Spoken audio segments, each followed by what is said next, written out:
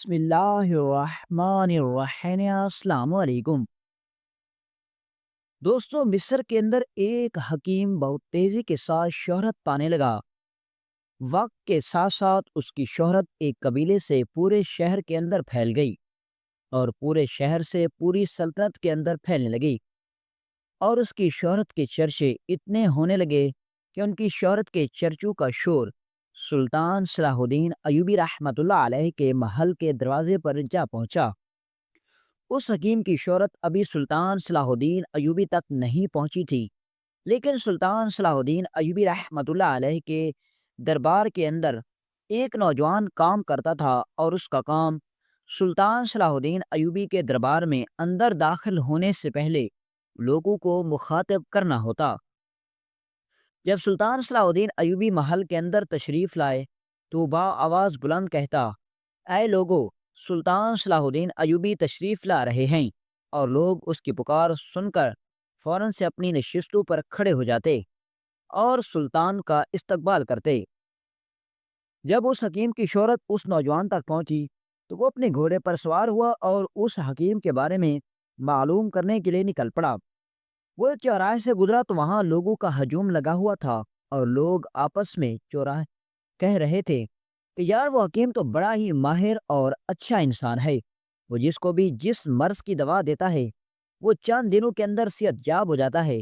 تو اتنے میں ایک بوڑھا بزرگ کہنے لگا، میری ایک پڑوسن تھی جو کہ دمہ کی مرض سے مر رہی تھی، لیکن جب اس کا بیٹا اس کو اس حکیم کے پاس لے کر گیا تو اب وہ عورت بالکل صحت یاب ہو گئی، ایسا لگتا ہے کہ اس کی سانس کی مرض تھی ہی نہیں۔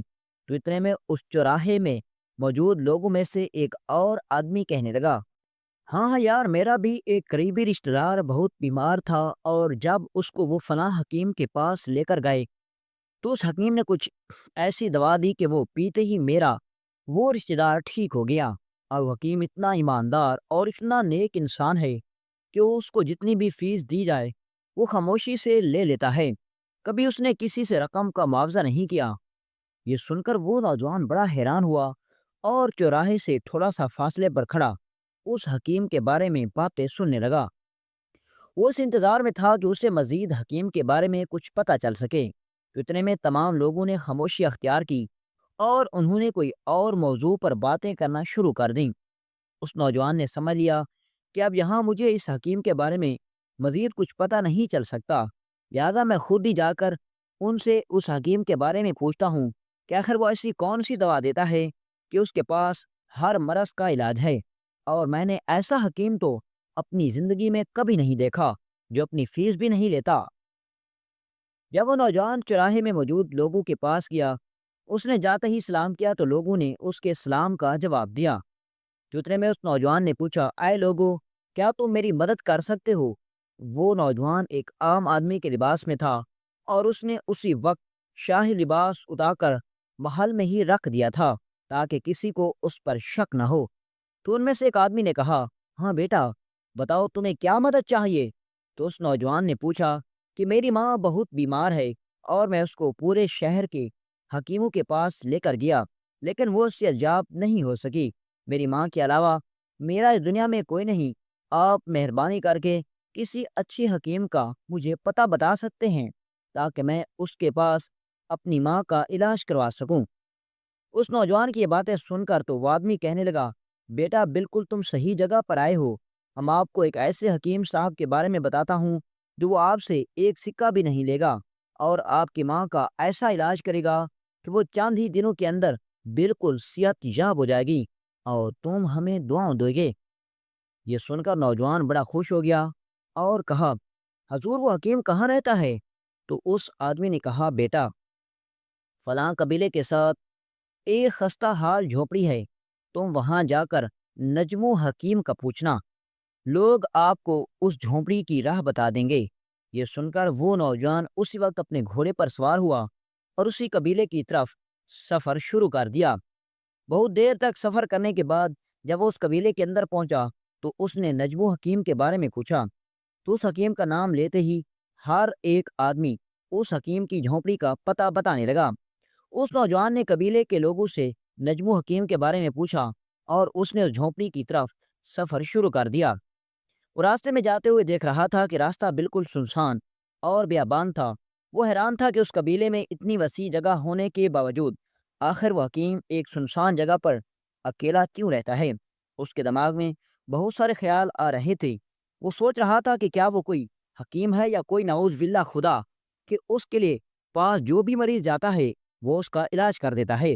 اور حیرانی کی بات تو یہ ہے کہ آخر وہ اس مرض کے علاج کے پیسے بھی نہیں لیتا۔ آخر وجہ کیا ہے؟ آخر اس حکیم کا مقصد کیا ہے؟ کیا وہ کوئی ولی اللہ ہے یا پھر کوئی جاسوس جو لوگوں کو دھوکہ دے رہا ہے؟ پھر وہ سوچنے لگا کہ اگر وہ کوئی جاسوس ہوتا یا پھر کوئی غدار ہوتا تو پھر وہ لوگوں کو شفایاب نہ کرتا بلکہ لوگوں کے درمیان میں موت کو بانٹتا۔ بہت سارے سوال اس کے دماغ میں آ رہے تھے اور اتنے میں اس کا گھوڑا ایک ایسی جگہ رکا جہاں دو سپاہیوں نے اس کو روک دیا۔ دو سپاہی کھڑے ہوئے تھے اور اس نے اس نوجوان سے پوچھا، اے نوجوان، بتاؤ تم یہاں کیا کرنے آئے ہو؟ تو اس نے کہا، میں نجم حکیم سے ملنے آیا ہوں اور میری ماں سخت بیمار ہے۔ میں نے سنا ہے کہ نجم حکیم کے پاس ہر مرض کا علاج ہے۔ تو ان دو سپاہیوں نے کہا، بالکل تم ٹھیک جگہ پر آئے ہو۔ حکیم صاحب ابھی ایک مریض کا معائنہ کر رہے ہیں۔ تم اپنے گھوڑے کو فلاں درخت کے ساتھ باندھو اور تھوڑی دیر انتظار کرو۔ نوجوان نے اپنا گھوڑا درخت کے ساتھ باندھا اور حکیم صاحب کا انتظار کرنے لگے۔ چند ہی لمحوں کے بعد کچھ عورتیں اس حکیم کی جھونپڑی سے نکلیں اور پھر ایک سپاہی اس نوجوان کے پاس آیا جو جاسوس بن کر اس حکیم کی معلومات حاصل کر رہا تھا۔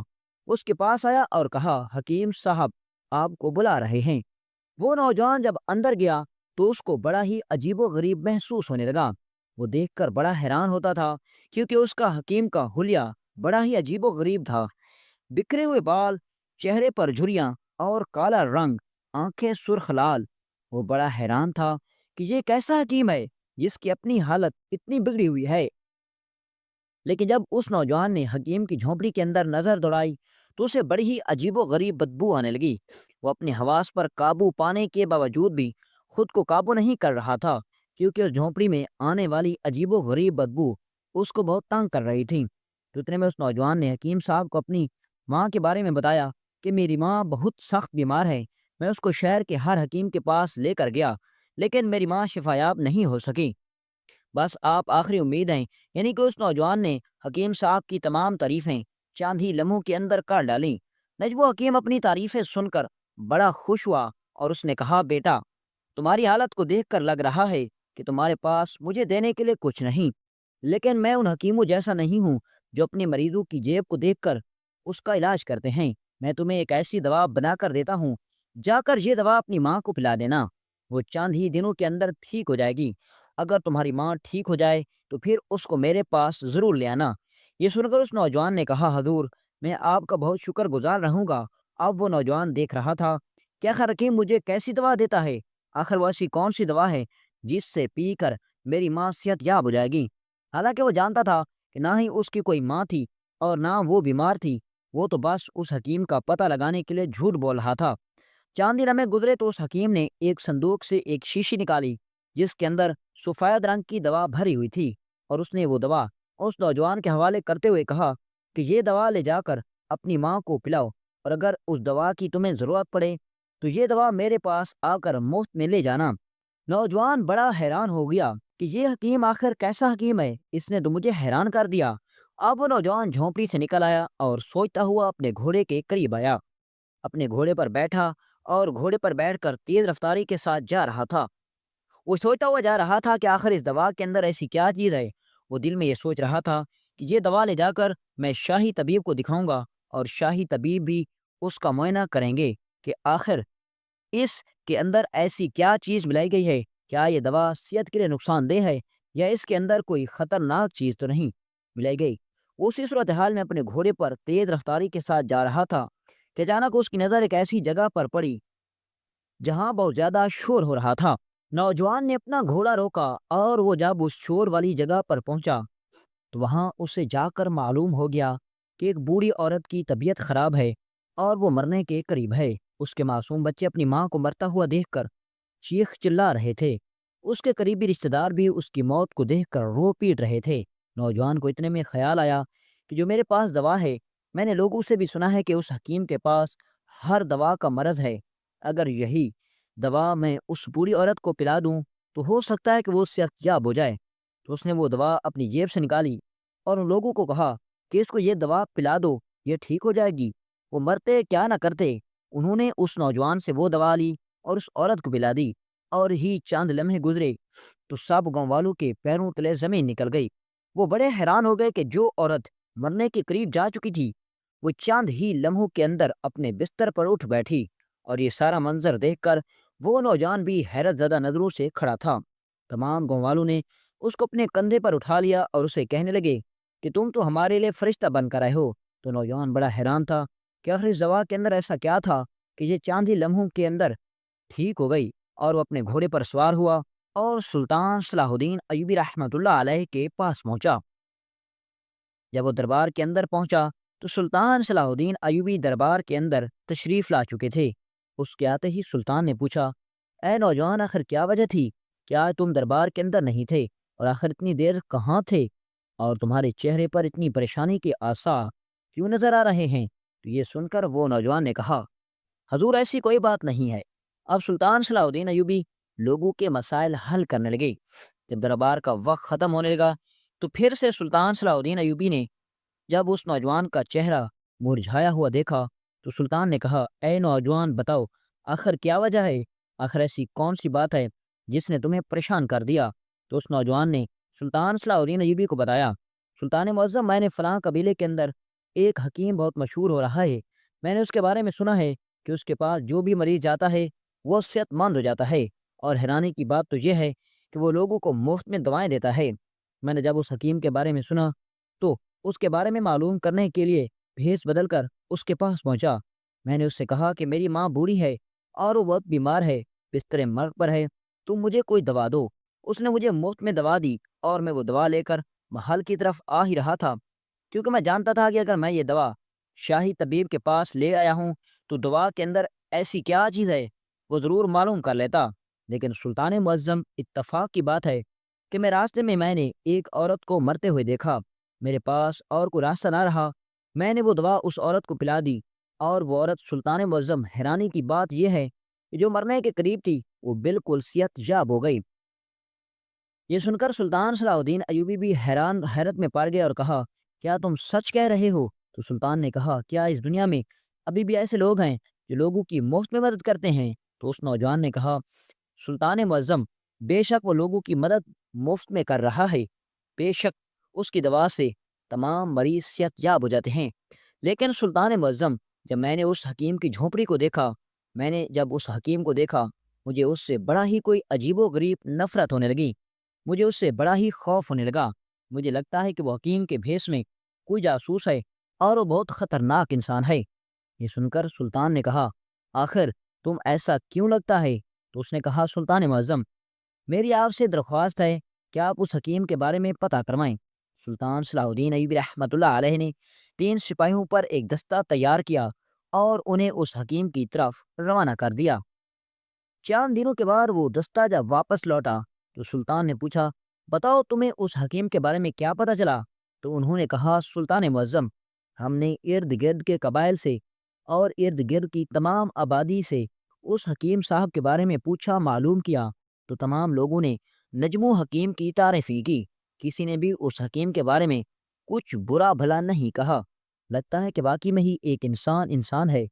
یہ سن کر سلطان صلاح الدین ایوبی رحمۃ اللہ علیہ کو وہ نوجوان کہنے لگا، سلطان معظم، یہ تینوں سپاہی اپنے مقصد میں کامیاب نہیں ہو سکے، میری آپ سے درخواست ہے کہ آپ اس معاملے کا گہرائی سے جانچ پڑتال کروائیں۔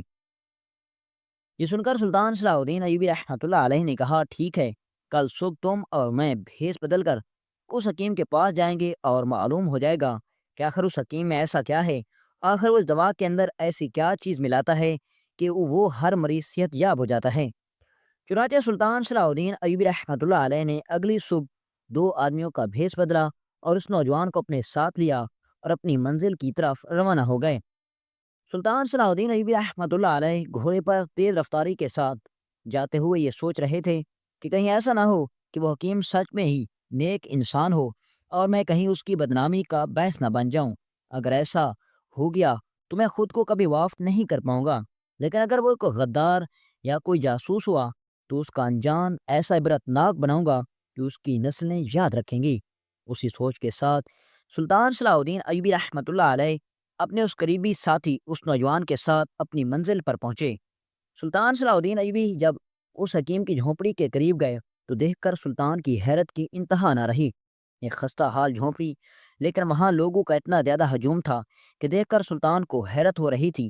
ایسا لگتا ہے کہ کیرا شہر کا بہت بڑا حکیم ہے، لیکن اس کی جھونپڑی کو دیکھ کر ایسا لگتا ہے کہ یہ بہت ہی کوئی غریب حکیم ہے، لیکن اصل معاملہ کیا ہے کوئی نہیں جانتا۔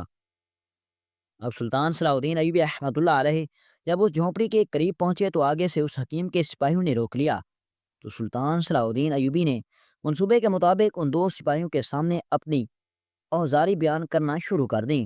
سلطان نے کہا، میری بیوی سخت بیمار ہے اور میں اس کو شہر کے بڑے بڑے حکیموں کے پاس لے کر گیا، لیکن اس کو کہیں شفا نہ ملی، اور میں نے آپ کے حکیم کے بارے میں سنا تو میں نے فوراً آپ کے حکیم کے پاس آیا۔ میں نے سنا ہے کہ آپ کا جو حکیم ہے وہ بہت ہی عقل مند اور ماہر انسان ہے، اس کے پاس ہر مرض کا علاج ہے۔ اپنے حکیم کی تعریف سن کر حکیم کے سپاہیوں نے عام آدمیوں کے لباس میں موجود سلطان کو کہا، آپ تھوڑی دیر انتظار کریں، بس آپ کی باری آنے والی ہے۔ چنانچہ سلطان صلاح الدین ایوبی انتظار کرنے لگے۔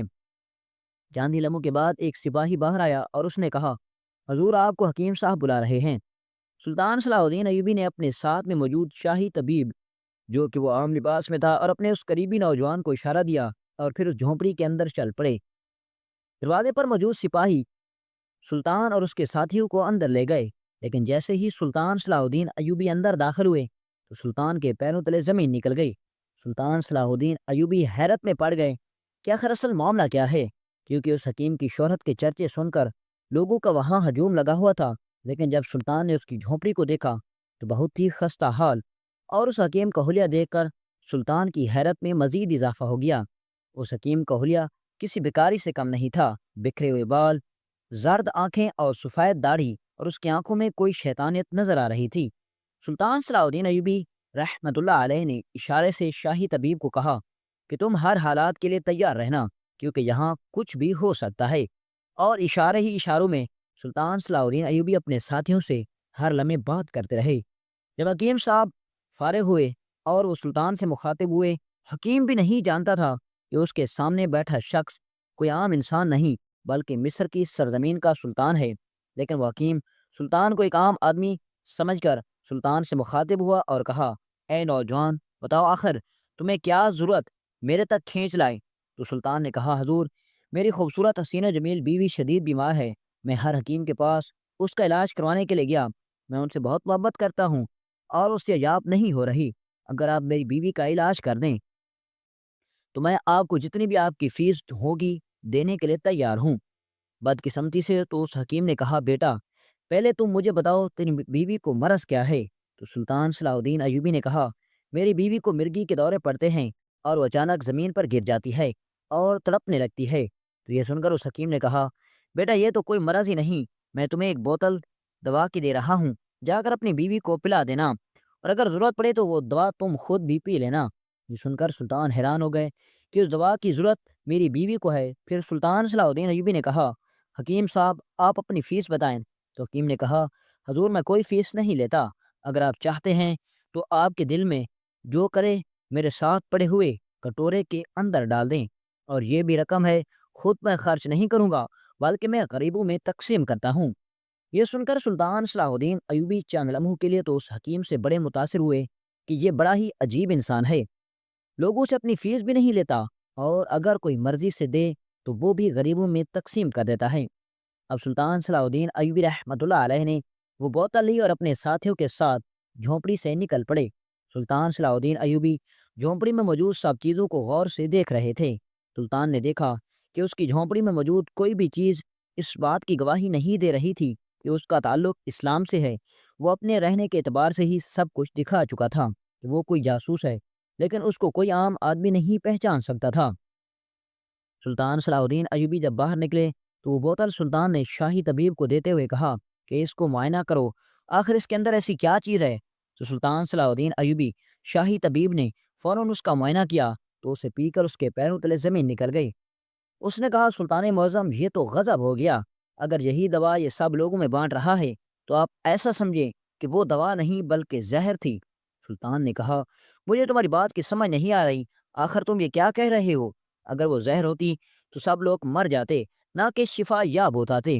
تو سلطان صلاح الدین ایوبی رحمۃ اللہ علیہ کو شاہی طبیب نے کہا، حضور اس دوا کے اندر دودھ اور شراب ملایا گیا ہے، اور اس کے علاوہ اس کے اندر ایک ایسی جڑی بوٹی ملائی گئی ہے جو آپ کسی بھی مرض کو دیں تو وہ عارضی طور پر صحت یاب ہو جاتا ہے، اور اس کی بیماری عارضی طور پر تو دب جاتی ہے، لیکن پھر وہی چھوٹی سی بیماری اس کی موت کا سبب بنتی ہے۔